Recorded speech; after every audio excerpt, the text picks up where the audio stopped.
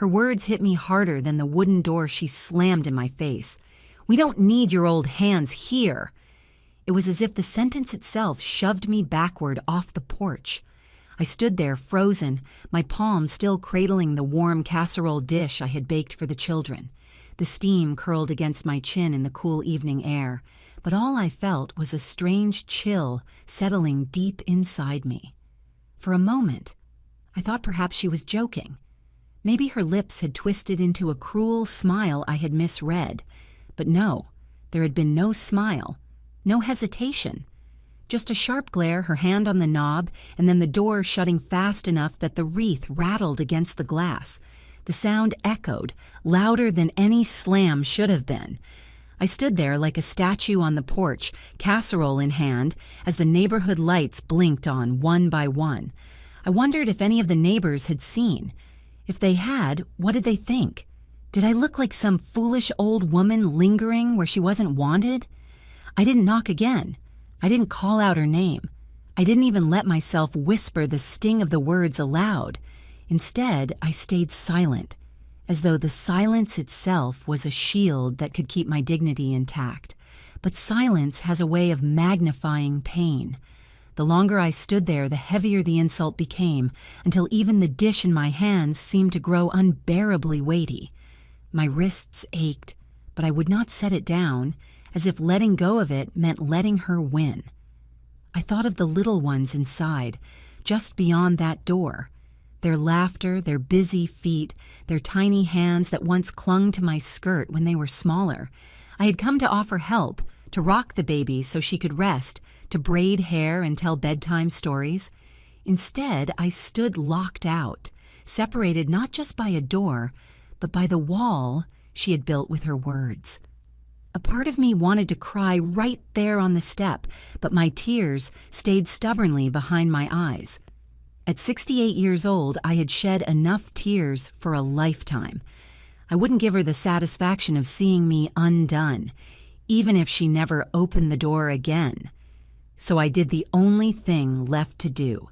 I straightened my back, pressed my lips together, and turned away. The casserole, still hot and fragrant, remained in my grip like a soldier carrying a fallen comrade from the battlefield. My silence was my answer, not submission, but restraint. I told myself, as I walked down the path to my car, that one day she would come to understand the weight of that silence. One day she would realize that my stillness wasn't weakness. It was the beginning of something she could not see. But in that moment, with the door closed behind me, all I could feel was the hollow ache of being unwanted. I was not always the woman standing on porches, holding back tears. Once upon a time, I was the center of my family's little universe. My husband and I built our lives from nothing, brick by brick, meal by meal. I raised my son with my own two hands, the very old hands his wife now found so unworthy. When my husband fell ill in his 40s, it was me who kept everything together. I worked nights at the hospital as a cleaner, days at the school cafeteria, and somehow still made sure my boy had clean clothes, warm meals, and birthday cakes with candles. Sacrifice was not something I thought about then. It was simply what love demanded. As the years went by, I became the steady one. Neighbors borrowed sugar from me. Church friends leaned on me when they were sick, and my son leaned on me most of all. When he met her, the woman who would become my daughter-in-law, I welcomed her with open arms. I remember the first dinner I cooked for her: roast chicken, mashed potatoes, and my grandmother's apple pie. She smiled politely but didn't touch the pie. Later, she said she didn't do heavy desserts. I laughed it off, but it stung in the smallest way. That was the beginning. Over the years, little slights gathered like dust in the corners of a house no one bothers to sweep. She insisted on hosting holidays even when she knew my table was big enough. She never asked for my recipes, though I had asked for her mother's once. And when I offered advice, all was gentle, always careful. She brushed me aside with the same airy tone one might use with a child who asks too many questions. Still, I tried. I babysat when they couldn't afford daycare. I slipped them envelopes of cash when rent was due, saying it was just a little extra I had lying around. I drove across town with soups when the children were sick. All of this I did without keeping count, though part of me noticed when the thanks came thin and short. I told myself she was young, that she would soften with time, that one day she would look at me not as an intruder in her home, but as an ally. I swallowed the eye rolls, the sighs, the moments when she introduced me to friends as my husband's mother instead of the kids' grandma. The truth was, I held on because I loved those children. They were my lifeline after my husband passed. Every hug from them felt like a piece of him still walking the earth. I would sit with them for hours, telling them the same bedtime stories I once told their father, showing them how to knead dough for bread, letting them braid my thinning hair with their small, clumsy fingers. And so, when she began to close those small doors, the missed phone calls, "Oh, we've already got a babysitter tonight," the gatherings I heard about only after the fact, I ignored the sting. I told myself I was imagining things, but deep down, I knew the ground beneath me was shifting. She wanted distance. Her pride could not accept my presence without feeling threatened by it. Perhaps she saw me as a shadow in her home, a reminder that her husband once belonged wholly to another woman, his mother. Perhaps she thought she could rewrite family by cutting out the inconvenient pieces. What she did not see was that every time she dismissed me, I grew quieter, not weaker. My silence became a wall she mistook for surrender, but I was not surrendering.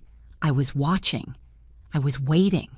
Because I had learned long ago, when I worked 2 jobs, when I buried my husband, when I stood alone in a world that did not bend for widows, that patience can be sharper than anger.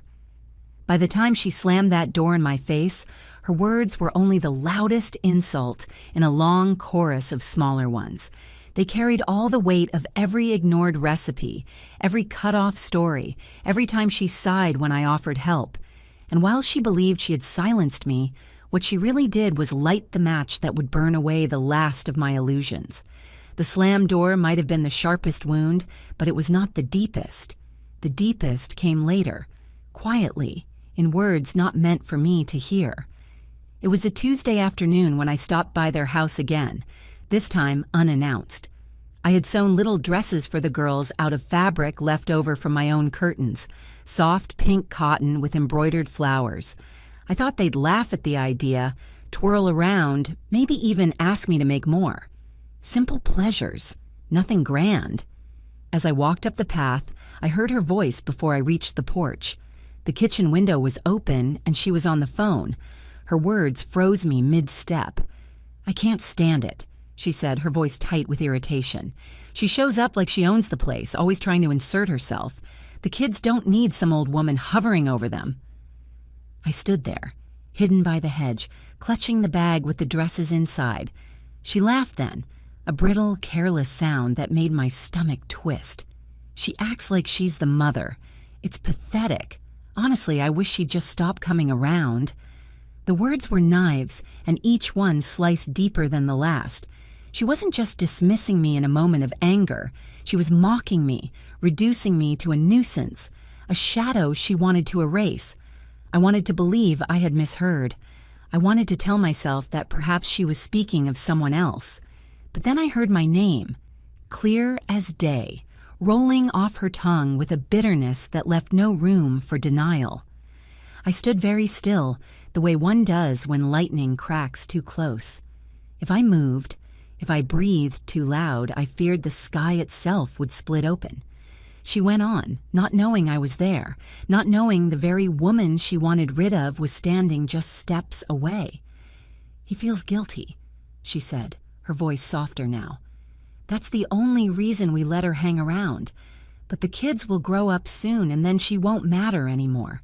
We don't need her meddling. I've got this house under control." Her words settled like stones in my chest. It wasn't just a slam door. It wasn't just an insult tossed in anger. It was a plan, a quiet intention to push me further and further away until I was gone from their lives entirely. In that moment, I felt my illusions shatter. I had always told myself she was young, that she didn't understand, that one day she would soften. But I could no longer pretend. The truth stood in front of me, sharp and undeniable. She did not want me there.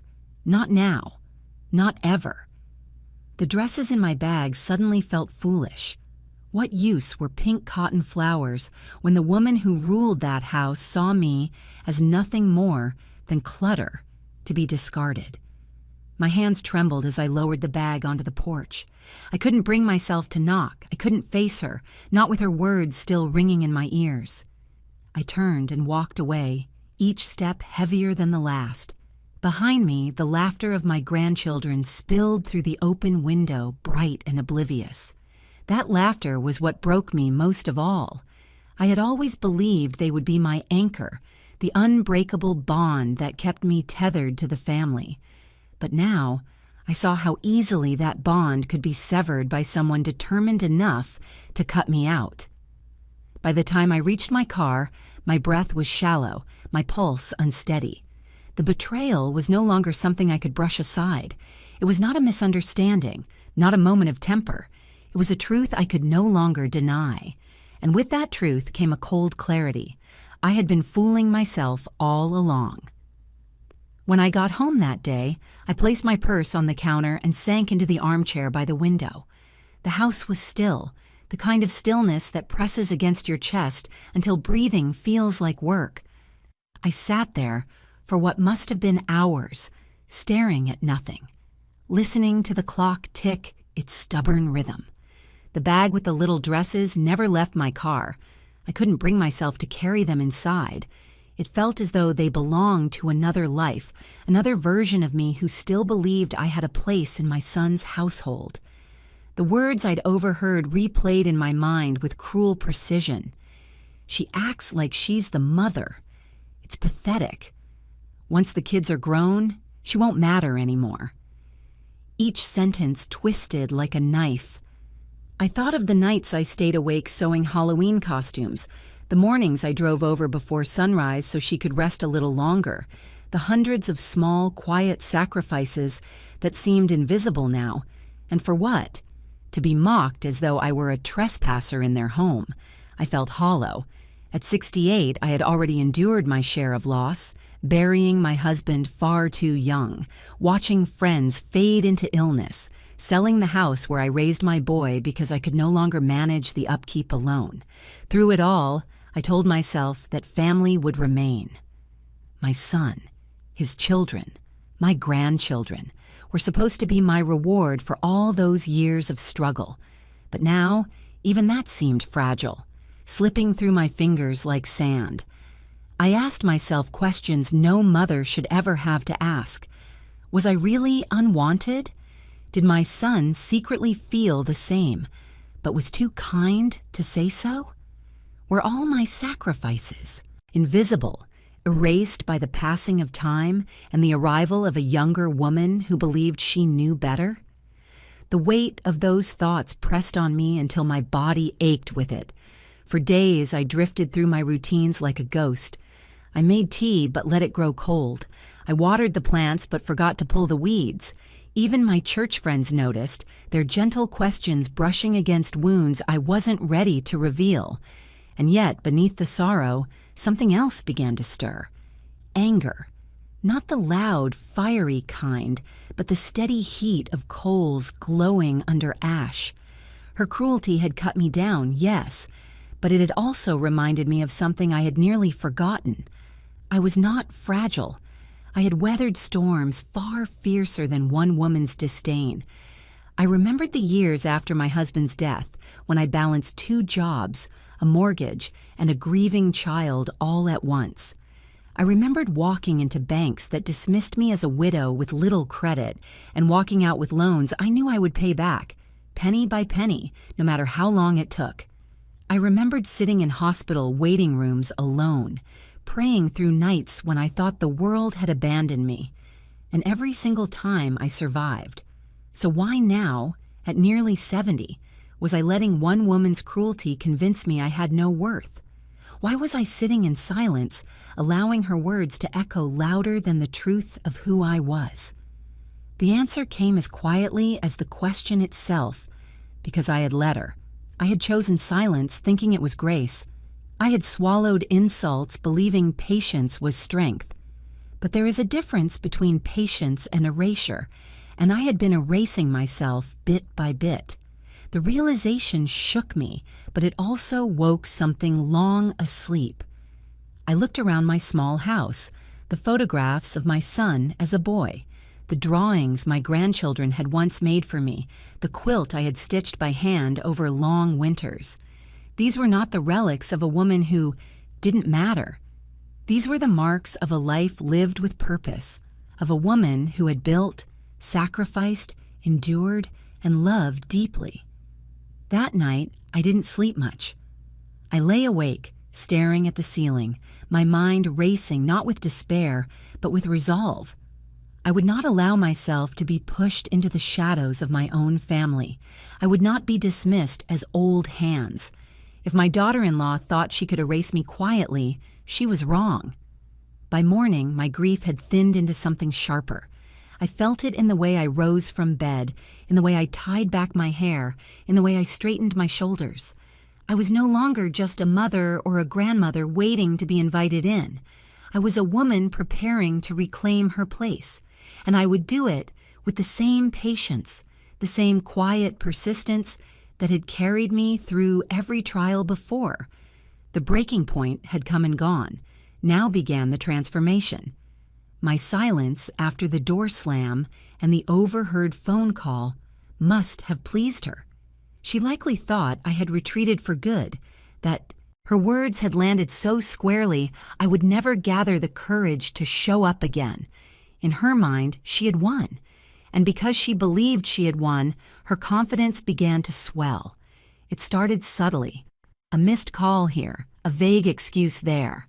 Whenever I asked if I could visit the children, there was suddenly a new reason why it wasn't convenient. They had soccer practice. They had homework. They were too tired for visitors. Weeks stretched longer, and I realized I hadn't seen them in nearly a month. Then I noticed something else. Friends at church began to ask why I wasn't at the last birthday party for my grandson. I blinked at them, confused. There had been no party, I said, but there had. Photos appeared on social media. Balloons, cake, children in party hats, and I wasn't in a single picture. My invitation had been quietly withheld, as though my absence were natural, expected, deserved. The sting of betrayal grew sharper. She wasn't just pulling me away from my grandchildren. She was rewriting the story so that I was never part of their lives at all. Her arrogance didn't stop there. She began to speak openly, even proudly, about running her household without interference. I heard it once at a church potluck, her voice light and pleasant but laced with meaning. "I managed just fine on my own," she said to a group of women gathered around the dessert table. "Some people don't know when to step back, but I believe in independence." The women nodded, not realizing her independence was being carved from my exclusion. Each word was another brick in the wall she was building between me and my family. For a time, I considered letting it be. After all, what could one woman in her late 60s really do against the iron will of a younger one who held the reins of the household? But then I thought of the children. What would they learn if I disappeared silently, if they grew up believing I had chosen absence? Would they think I hadn't cared enough to fight for them? That thought settled like a stone in my chest. If I allowed her arrogance to dictate my place, I wouldn't just lose my grandchildren, I would lose my dignity, the very core of who I was. The stakes had risen higher than I had ever expected. This wasn't about hurt feelings or bruised pride anymore. This was about family, legacy, the very story of my life. If she succeeded in erasing me, then everything I had fought for, all the sacrifices I made for my son, all the strength I poured into building a home out of hardship, would dissolve into nothing. And still, she grew bolder. She began dictating schedules with an edge, as if granting me even a brief phone call with the children was a gift, bestowed, rather than a right earned through years of love. Once, when I suggested I could help with school pickups, she laughed. actually laughed and said, "Oh no, that's not necessary. We've got it handled." Handled, as though my presence would be mishandling. Her smugness might have crushed a weaker spirit, but for me it did something else. It fed the quiet fire that had been burning since the night I sat in my armchair staring at the ceiling. The more she flaunted her control, the more I realized I could not let her go unchecked.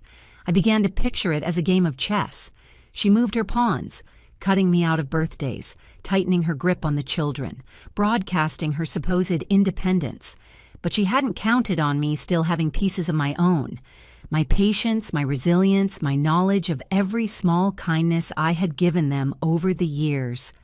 These were not weaknesses. They were the foundation of my strategy. She saw only what she wanted to see, an aging woman too quiet, too weary to stand against her. But what she failed to notice was that I had lived long enough to understand something she did not. Arrogance blinds, and it blinds most when it thinks it has already won. The more she preened, the more determined I became. If I did nothing, I would lose not just my place in the family, but the essence of myself. And if I acted rashly, I risked confirming her every accusation, that I was meddling, overbearing, desperate. So I chose a third path: to wait, to plan, to prepare, to let her grow so confident that when I finally made my move, the ground would crumble beneath her feet. The stakes were no longer about being welcome at a birthday party or holding a baby while my daughter-in-law napped. The stakes were about survival, mine, as a woman who refused to be erased. And as her world expanded with pride and arrogance, so too did my determination, quietly, steadily, like roots spreading underground. I have never been a woman who rushes into battle waving her arms. Life taught me that storms are best weathered with patience, and victories are won not with noise but with steady, careful steps. If my daughter-in-law thought I would crumble, she underestimated the discipline that comes from decades of survival. My first step was simple. I stopped announcing myself. No more unexpected visits, no more showing up with casseroles only to be met with slammed doors or forced smiles. Instead, I observed. I listened. I took note of every small contradiction between what she said in public and what she had whispered in private. The more I paid attention, the clearer the pattern became. I confided in a friend from church, Margaret, a widow a few years older than me, who had a sharper tongue than most, but also a heart that could hold the weight of another's burdens. Over cups of tea at her kitchen table, I finally spoke the words I had been holding in. Margaret didn't gasp or shake her head in disbelief. She simply nodded and said, "Then you'll need to be smarter than her pride. And lucky for you, you've had plenty of practice." Her words steadied me. I began gathering quiet evidence, not to wield like a weapon in rage, but to hold as truth when the time came. I kept the old text, messages where she had asked me to babysit. I tucked away the thank you cards she had written early in the marriage when my help was still welcome. I even found bank receipts from the years I had quietly supported them with small loans disguised as gifts. These things weren't trophies. They were reminders that I had never been the intruder she painted me to be. I also began reaching out to my son, not with accusations, but with gentle conversations. "Do you remember when you were little and I stayed up all night sewing your costume?" I would ask. Or, "Did the children like the cookies I sent?" I laid small threads of memory, weaving them into a fabric he could not ignore. I wanted him to see, without my saying it outright, that his children deserved to know the same steadfast love he had known. At the same time, I prepared myself inwardly. I reread my old journals, pages filled with my struggles as a young widow, the way I juggled bills and heartache without breaking. I reminded myself of my own resilience. Each entry was proof. I had never been weak. I had only been quiet. All the while, she remained blind. My daughter-in-law carried on with her smug confidence, assuming my silence was surrender. She didn't notice the way I straightened when she dismissed me. She didn't see the patience in my eyes when she tried to cut me off from the children. She thought I was fading. What she didn't realize was that I was gathering strength. Even small acts became part of my strategy. I wrote letters to my grandchildren, slipping them into the mail with stickers and little pressed flowers, tokens they could tuck away. I wanted them to have something from me that could not be filtered through their mother's gatekeeping. They might not understand now, but one day they would read those letters and know I had always reached for them. And when the whispers in town grew louder, that I had been excluded from birthdays, that I was rarely seen with the children, I let the truth sit quietly among those who knew me best. I did not defend myself. I did not plead. Instead, I let time do its work, knowing that consistency speaks louder than any argument. Piece by piece, I was reclaiming ground, not through confrontation, not yet, but through preparation.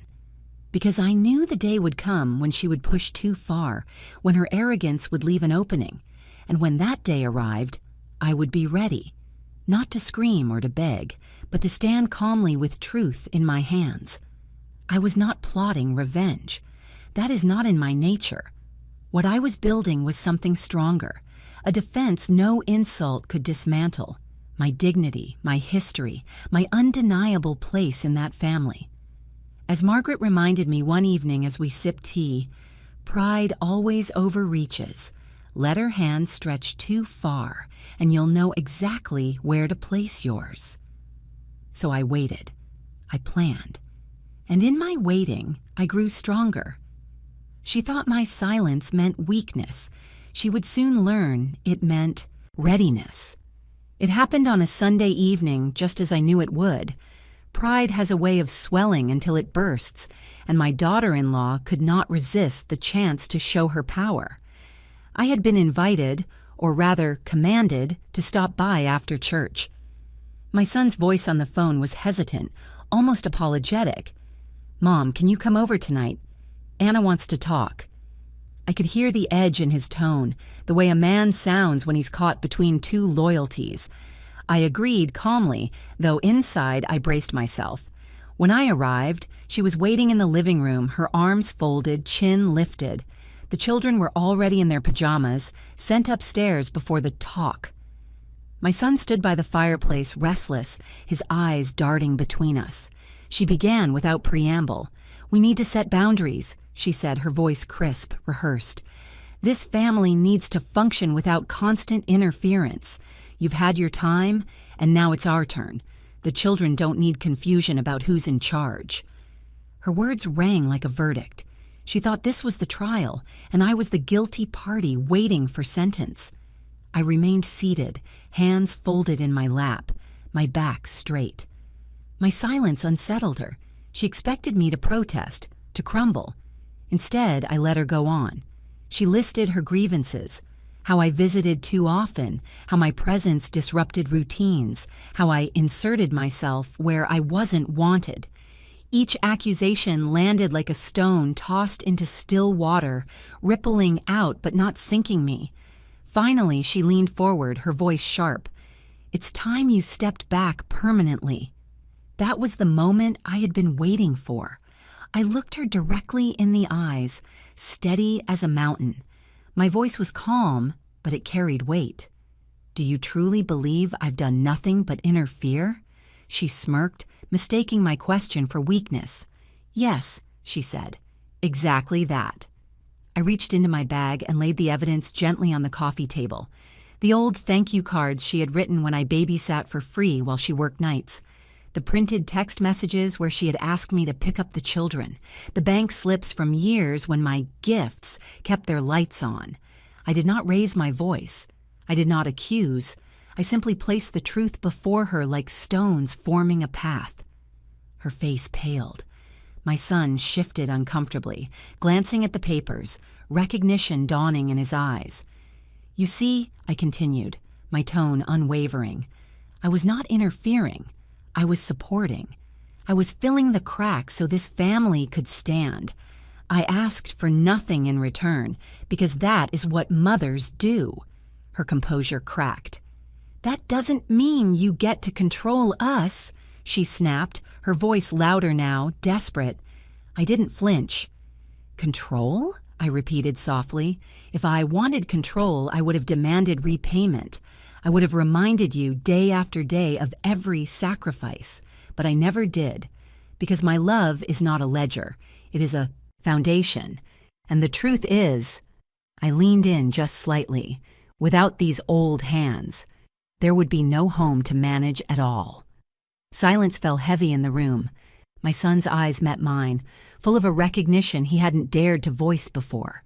She opened her mouth, then closed it, her confidence slipping away like sand through fingers. The final blow came not from anger, but from clarity. I stood, gathering my things with measured calm. You wanted me to step back permanently, but understand this. I will not be erased. I am their grandmother. I am his mother. That place is not yours to give or take, and you will not speak of my hands as though they are useless. These hands built the life you now enjoy. Her face burned red, but no words came. My son placed a hand on her arm, a quiet plea for silence. I walked to the door, every step steady, my dignity intact. I did not slam it behind me.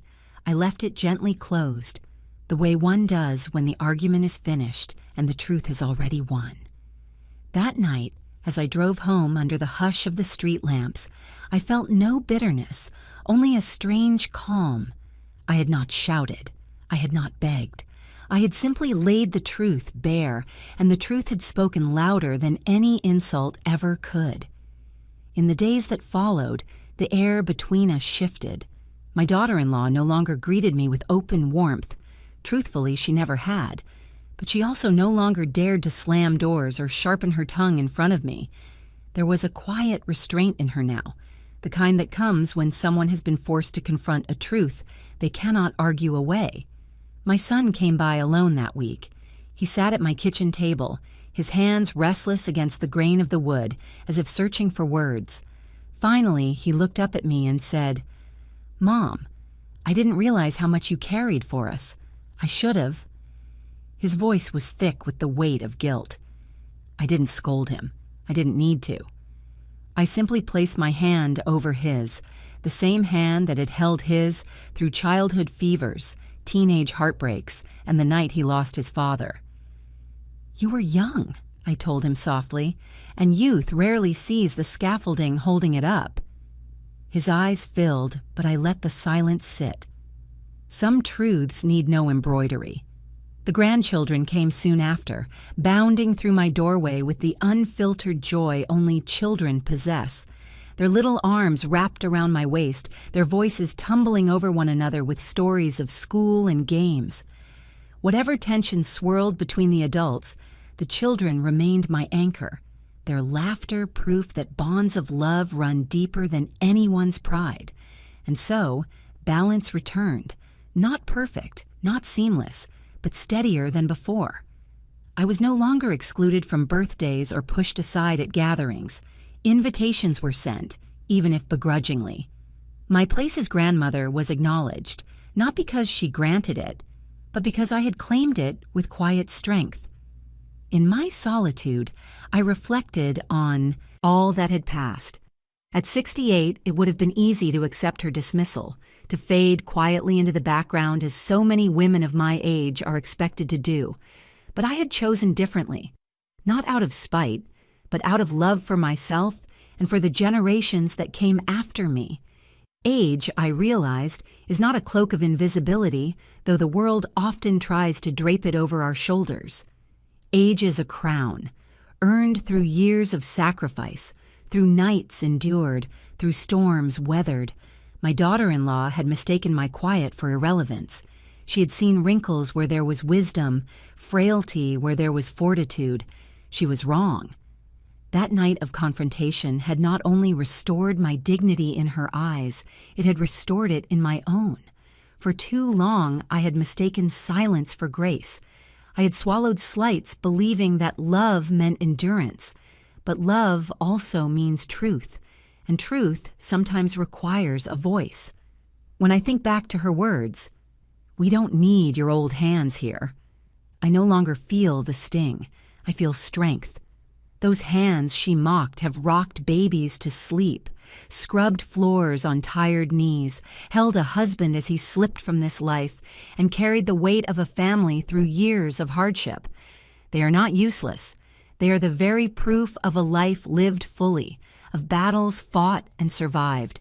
And so, when I stand before my mirror now, I do not see an old woman on the edges of her family's life.